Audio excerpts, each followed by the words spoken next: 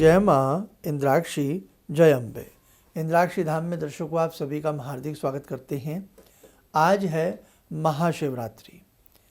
महाशिवरात्रि पर भगवान शिव शंभू को प्रसन्न करने का हम सब लोग प्रयास करते हैं और जितना हमसे बनता है हम उनकी भक्ति करने का भी प्रयास करते हैं।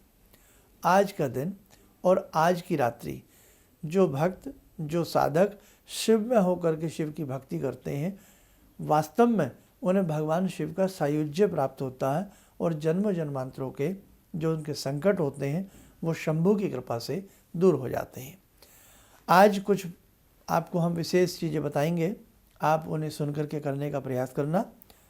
पहले आज का हम पंचांग देखें। 8 मार्च सन 2024, दिन शुक्रवार, संवत 2080, फाल्गुन मास, कृष्ण पक्ष, तिथि त्रयोदशी और रात्रि में ही चतुर्दशी का आगमन हो जाएगा, रात्रि 10 बजे के आसपास। नक्षत्र स्वर्ण नक्षत्र है। राहु काल 10:30 से 12, दिशा शूल पश्चिम दिशा। भगवान शिव के लिए हम किन किन मंत्रों का प्रयोग करें या किन किन मंत्रों को पढ़ें और आज की रात्रि का क्या अद्भुत अमोघ उपाय है, और बहुत सारी चर्चाएं हम अपने शिवरात्रि विशेषांक में कर चुके हैं। तो जिन साधकों ने हमारा शिवरात्रि विशेषांक ना देखा हो, हमने 1-2 दिन पहले ही उसको सबके लिए बता दिया था, तो इसलिए आप उस शिवरात्रि विशेषांक को हमारे ज़रूर सुन लें और समझ लें। आज हम कुछ मुख्य बातें और भी आपसे करते हैं। भगवान शिव बहुत शीघ्र प्रसन्न होते हैं। कुछ ऐसे विशेष द्रव्य होते हैं जो आप शिवलिंग पर चढ़ाएं तो भगवान महाकाल शीघ्र प्रसन्न होते हैं। शिवलिंग पर क्या क्या चढ़ाने से हमें विशेष प्रकार के लाभ होते हैं और कैसे हमें भगवान शिव की कृपा प्राप्त होती है, आइए अब हम आपको बताएं। शिवलिंग पर जो भी साधक चावल चढ़ाता है, धन की और सुख की प्राप्ति होती है। शिवलिंग पर जो साधक तिल चढ़ाता है, पापों का शमन होता है, पापों का नाश होता है।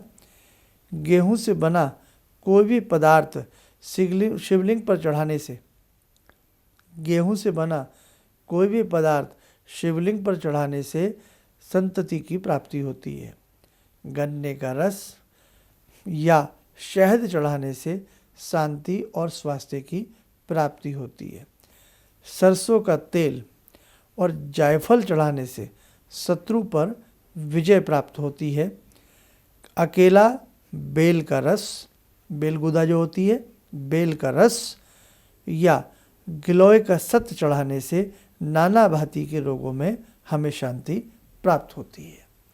ऐसे और भी बहुत सारे द्रव्य हैं जो शिवलिंग पर चढ़ाने से हमें त्वरित लाभ की प्राप्ति होती है।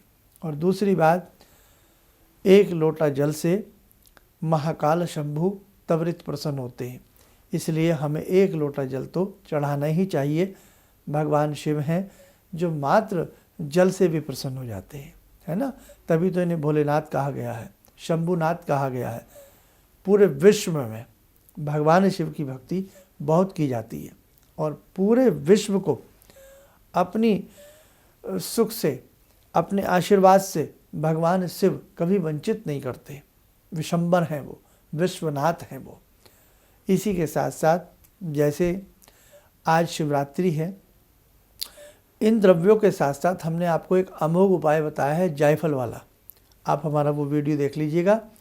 तो जायफल वाला उपाय करना आज की रात्रि में ना भूलें। आज की रात्रि में शिव पिंडी पर 108 बार जो त्रिपुंड लगाता है, यानी कि सफ़ेद चंदन को गंगा जल में मिक्स कर करके द्रव्य बना लें, 108 बार त्रिपुंड लगाएं। नमः शिवाय, नमः शिवाय, नमः शिवाय 1, नमः शिवाय 2, नमः शिवाय 3, नमः शिवाय 4, अप टू 108 तक। और ऐसे ही 3 बेलपत्रों पर, एक बेलपत्र में 3 पत्ते होते हैं, तीनों पर थोड़ी थोड़ी सफ़ेद चंदन की बिंदी लगा करके एक एक करके चढ़ाने चाहिए। नमः शिवाय, नमः शिवाय, ऐसी गिनती भी गिन सकते हैं हम। तो आज रात्रि में 108 बेलपत्र, 108 बार त्रिपुण काढ़ने वाला साधक भगवान शिव का सायुज्य प्राप्त करता है। तो ये बातें हैं, लेकिन इन्हें हम करें तो हमें विशेष प्रकार का लाभ मिलेगा। और यदि जैसे आप त्रिपुंड निकालते हैं तो ये भी बोल सकते हैं, हे त्रिपुरारी पूर्ण करो कामना हमारी एक। फिर त्रिपुण लगाया, हे त्रिपुरारी पूर्ण करो कामना हमारी दो। मन ही मन बोलते रहिएगा आप लोग। और देखो भीड़ तो मंदिरों में बहुत होती है, भक्तों का तांता लगा रहता है और सबका मन करता है, सब आतुर होते हैं भगवान शिव की सेवा साधना करने को। मौका मिले तो जरूर करिएगा। और जायफल वाला उपाय हमारा वहाँ से सुन लीजिएगा, बड़ा अमोघ उपाय है, ये भी करने का आप लोग प्रयास जरूर कीजिएगा। और दूसरी बात, जिनके आसपास मंदिर नहीं है, जो लोग विदेशों में रहते हैं, या जो लोग ऐसे भी हैं जिनके भारत में भी जो लोग रहते हैं, आसपास बहुत लोग ऐसे हैं, ऐसे शहर हैं, ऐसे स्थान हैं जहाँ मंदिर थोड़ा दूर पड़ता है, या जो लोग ओल्ड एज में हैं, नहीं जा सकते, नहीं कर सकते, तो या आप किसी कारण मंदिर नहीं जा सकते, तो संध्या के समय, सुबह के समय तो भगवान शिव का पूजन करना होता है आज सुबह में, लेकिन संध्या के समय या रात्रि के समय या गोधूली बेला के समय जब शाम होती है, भगवान शिव का पंचोपचार पूजन करें। धूप दीप फल फूल भगवान को अपने घर में ही, जो भी आपके पास फोटो है उसके सामने एक तस्तरी रख लें, प्लेट रख लें, धूप दीप आदि अर्पण करके 11 माला केवल नमः शिवाय की जपिएगा आप, बहुत मन से शांति से, नमः शिवाय नमः शिवाय नमः शिवाय। माला जपनी नहीं आती तो टाइमली 10 से 15 मिनट इस मंत्र को बोलिएगा। और इसी के साथ साथ एक काम और करिएगा, आप जब नमः शिवाय इसको 10-15 मिनट बोल लें तो सामने अगर गूगल है या कोई ऐसी धुनी है, द्रव्य धुनी है, उसको जला करके घर को महका करके रखें और साथ में इस मंत्र का जाप करें। रात्रि पर्यंत आज अखंड ज्योत की व्यवस्था भी आप लोग घर में बना सकते हैं। एक ज्योत ले लें, उसमें उद्रवगामी खड़ी बत्ती डाल करके, देसी घी जला करके रात्रि पर्यंत भगवान शिव के समक्ष एक दीप जलता रहे। और घर में ही आप एक थाली में शिवलिंग की आकृति बना सकते हैं, या आपके पास घर में शिवलिंग है तो उन पर भी आप 108 बेलपत्र या 11 बेलपत्र या 108 बार त्रिपुण काढ़ना जैसे हमने बताया है वो कर सकते हैं।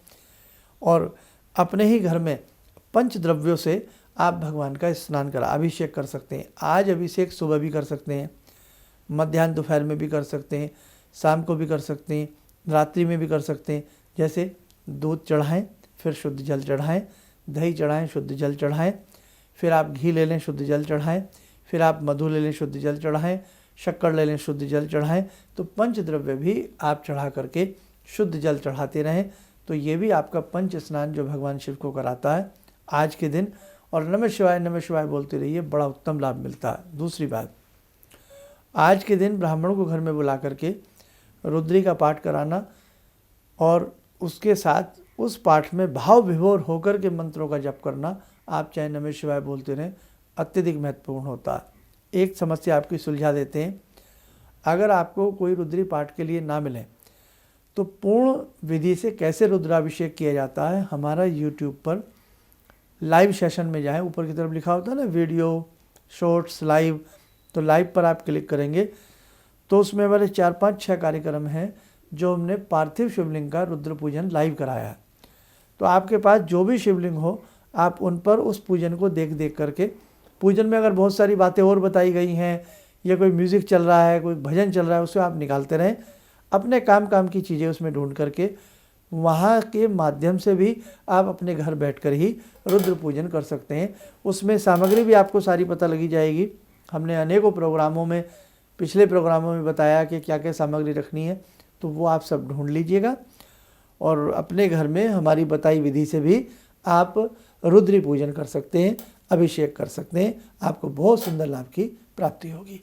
और साथ ही आज के दिन जैसे शिव महिमन स्तोत्र है, शिव के 1008 नाम हैं, शिव जी के 108 नाम हैं, वो भी आप अपने घर में जप सकते हो। आज से आप शिव पुराण पढ़ना प्रारंभ भी कर सकते हो, अध्यायों के हिसाब से, चाहे आपको 1.25 महीने में पूरा हो जाए, महीने में हो जाए या 15 दिन में हो जाए, वो भी आज के दिन आज से आप उस चीज़ को कर सकते हो। साथ ही भगवान शिव के 8 नाम हमने इसकी वीडियो बना दी है।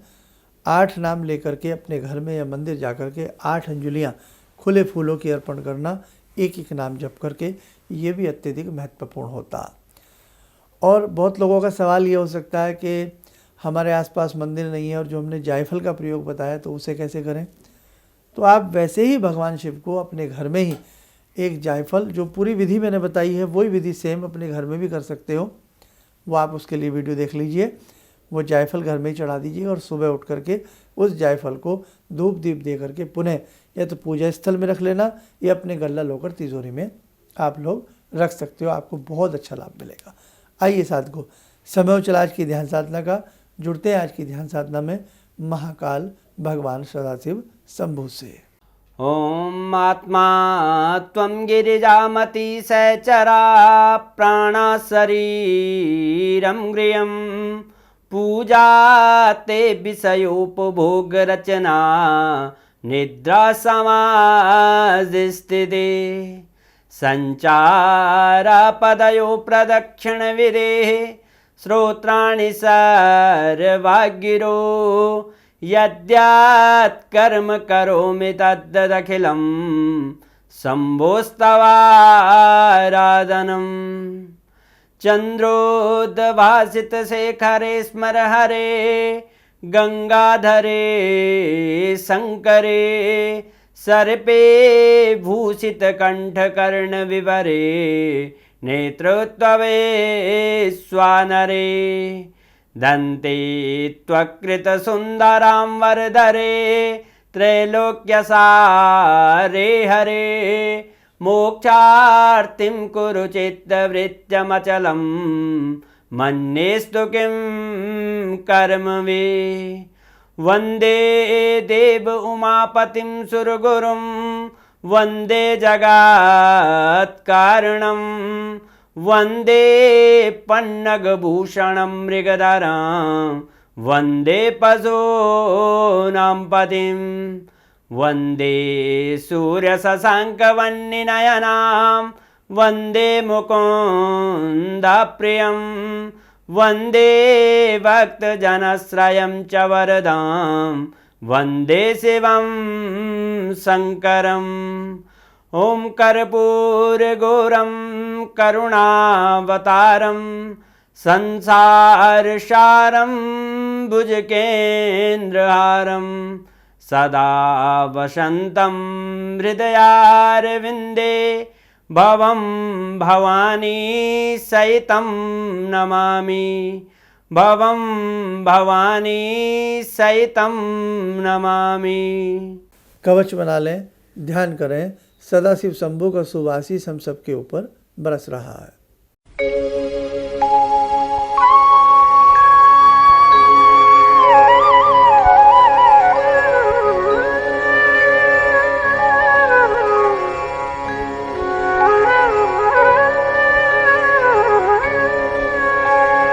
ओम बोलते हुए नेत्र खोलें, सामान्य हो जाए। और बहुत लोग ऐसे भी हैं जो व्रत नहीं रख पाते हैं, तो बेटा कोई बात नहीं है, आपसे व्रत रखा जाए तो ज़रूर रखें, ना रखा जाए तो कोई बात नहीं है। बस दिन में चलते फिरते नमः शिवाय का जाप रखना। इंद्राक्षी धाम से जो जुड़े लोग हैं उन्हें हमने शिव मंत्र दीक्षा में दिया ही है, ह्रीं नमः शिवाय वाला, तो वो आप चलते फिरते भी जपना, बैठकर भी उसकी जितनी माला कर सकते हो, आज के दिन मौका है ज़रूर करना। और आज के दिन देवी माता की साधना पार्वती जी के रूप में करना कतई मत भूलना। और दूसरा संदेश, हमें शिव परिवार से शिक्षा लेनी चाहिए। जैसे भगवान शिव के परिवार में आपको मालूम है नंदी भी हैं, शेर भी हैं, सर्प भी है, चूहा भी है, मयूर भी है, लेकिन किसी में कोई बैरभाव नहीं है, जबकि एक दूसरे के ये विपक्ष हैं। चूहा सांप को देख करके डर जाता है और सर्प चूहे को डस लेता है, लेकिन शिव परिवार में ऐसी भावना ही खत्म हो जाती है। अर्थात जो शिव के भक्त हैं वो शत्रुओं के प्रति भी उनके मन में प्रेम उतर आता, अपने घर में बात बात पर बहस करना भूल जाते हैं, एक दूसरे को अपशब्द कहना भूल जाते हैं। परिवार के अंदर एक मुट्ठी बंद होकर के परिवार रहता है और परिवार के अंदर एक प्रेम भाव की उत्पत्ति सदैव झरती रहती है। इसलिए शिव साधक को शिव परिवार से शिक्षा लेकर के आगे बढ़ना चाहिए, तभी समझें कि आपकी शिव साधना अच्छे से चल रही है। और बाकी वर्ष भर अनेकों तीज त्यौहार आते हैं, उन पर भी आप हमारे वीडियो देखते रहिएगा। और जैसे हम आजकल छोटे छोटे वीडियो आप लोगों के लिए बना रहे हैं, उन्हें भी आप शेयर करने का प्रयास करें, ताकि वो छोटे छोटे उपाय आपके और जानकार लोगों भी करके उनसे वो जीवन में लाभ उठा सकें।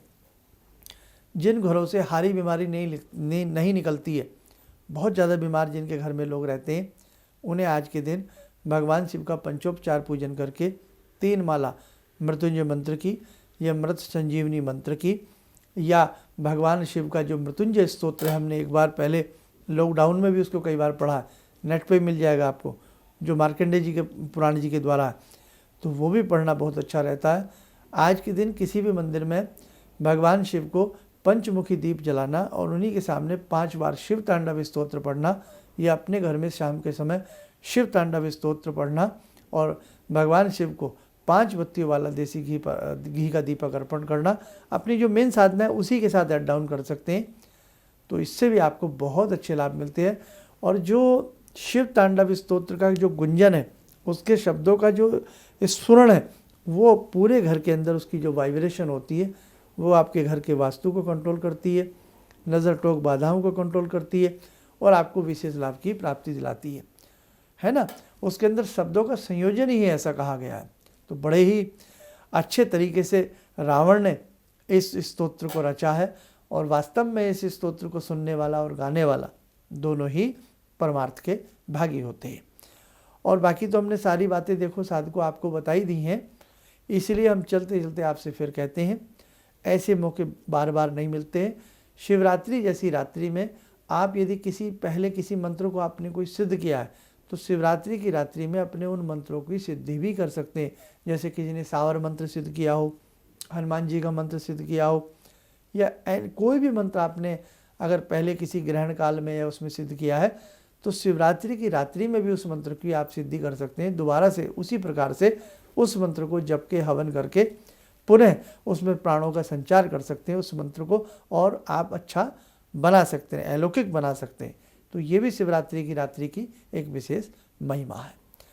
और बाकी तो बहुत अच्छी बात है, 31 दिन की आप सबकी साधना बहुत अच्छे से चल रही है और हम सब बहुत पुण्य के भागी हैं कि 31 दिन की साधना में ही महाशिवरात्रि जैसा मौका हम सबको प्राप्त हुआ।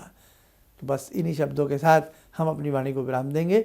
आप सब स्वस्थ रहें, सुखी रहें, संपन्न रहें, आपका जीवन हमेशा भगवान की भक्ति में बना रहे, लगा रहे। ओम नमः शिवाय। भगवान से जुड़ो और भगवान को से जुड़ने का जरिया आपने बताया, बहुत अच्छा लगा, बहुत धन्यवाद। और सनातन धर्म को जिंदा रखने के लिए आप जो प्रयास कर रहे हैं बहुत सराहनीय है। हम लोग को मौका मिला है, हम लोग भाग्यशाली हैं जो आपके करीब आने का हम लोग को मौका मिला है। किसी भी समस्या के समाधान के लिए मिले प्रसिद्ध हस्तरेखा एवं वास्तु विशेषज्ञ प्रोफेसर धर्मेंद्र शर्मा जी से।